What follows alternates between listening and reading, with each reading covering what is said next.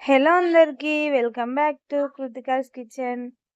ఈరోజు మన రెసిపీ వచ్చేసి spicy and semi soft fish fry అండి. చూస్తుంటేనే నోరు ఊరిపోతుంది కదా. తక్కువ ఇంగ్రీడియంట్స్ తోటి ఎక్కువ టేస్టీగా ఎలా తయారు చేయాలో ఈ వీడియోలో అయితే మనం చూసేద్దామండి. ఈ రెసిపీ లంచ్ బాక్స్లోకైనా లేదంటే ఎటైనా జర్నీస్లోకైనా రైస్‌లోకైనా ఏ విధంగా తిన్నా చాలా బావుంటుందండి. అద్భుతం అనే పదం అయితే సెట్ అవుతుంది ఈ రెసిపీకి. చాలా సింపుల్‌గా చేసుకునే టేస్టీ రెసిపీ అండి. ఇంకెందుకు ఆలస్యం మరి ఈ రెసిపీని ఎలా తయారు చేయాలో చూసేద్దాం మరి. నేను తీసుకున్న క్వాంటిటీ వచ్చేసి 1 కేజీ అండి. లైవ్ ఫిష్ అనమాట. దీని టైప్ వచ్చేసి బొచ్చ చేప అంటారు కదా అదండి. దీనంతా కూడా ఉప్పు పసుపు వేసి ఒక 10 నిమిషాలు అయితే మ్యారినేట్ చేసి పక్కకు పెట్టేసుకుందాము. 10 నిమిషాల తర్వాత డీప్ ఫ్రైకి సరిపడా ఆయిల్ని అయితే పోసుకొని ఈ పీసెస్ని అంతా కూడా ఒక్కొక్కటిగా వేసుకుంటూ చక్కగా అంతా కూడా ఫ్రై చేసుకుందామండి.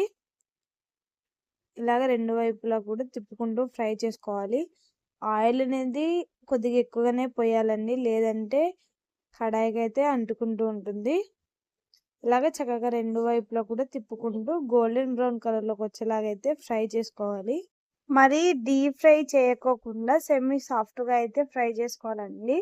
చూస్తున్నారు కదా, ఈ విధంగా ఫ్రై చేసుకుంటే సరిపోతుందండి, లేదంటే మరీ క్రంచీగా అయిపోతాయి. ఇలాగ అన్నిటిని ఫ్రై చేసుకుని పక్కకు పెట్టేసుకున్నాము. కర్రీలో కావాల్సిన వెజిటేబుల్స్ అండి: ఆనియన్స్, పచ్చిమిర్చి, కరివేపాకు, కొత్తిమీర. వీలైనంత సన్నగా ఆనియన్స్ని పచ్చిమిర్చిని అయితే కట్ చేసి అయితే పెట్టేసుకున్నాము. ఫ్రై చేసుకున్న తర్వాత మిగిలిన అదే ఆయిల్లోకి ఆనియన్స్, పచ్చిమిర్చి, కరివేపాకు అన్నిటిని కూడా వేసుకొని గోల్డెన్ బ్రౌన్ కలర్లోకి వచ్చేలాగైతే ఫ్రై చేసుకుందామండి. ఆనియన్స్ ఫ్రై అయిపోయిన తర్వాత ఇందులోకి మన స్పైస్కి తగినంత కారం అయితే యాడ్ చేసుకుందాము.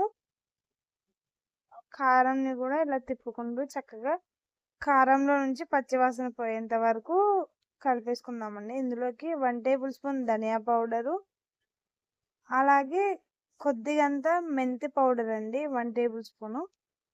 ఇలా వేసి చక్కగా అంతా కూడా కలిపేసుకుందాము. కలిపేసుకున్న తర్వాత మనం ముందుగా ఫ్రై చేసి పెట్టుకున్న ఫిష్ ముక్కలన్నిటిని కూడా ఇందులోకి వేసుకొని చక్కగా కారం అంతా కూడా ముక్కలకు పట్టేలాగా అయితే కలిపేసుకుందాము.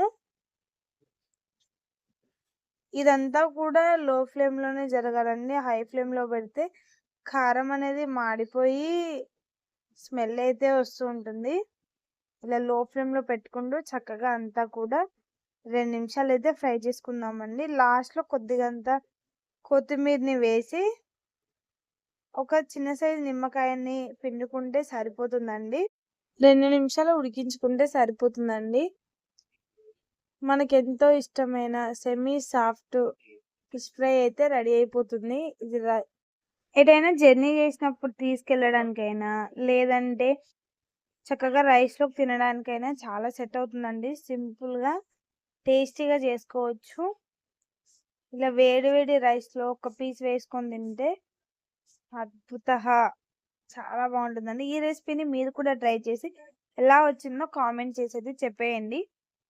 ఇలాంటి మరెన్నో ఇంట్రెస్టింగ్ ఫుడ్ వీడియోస్ కనుక కావాలనుకుంటే ఇంకెందుకు ఆలస్యం మరి, మన ఛానల్ని సబ్స్క్రైబ్ చేసుకోండి.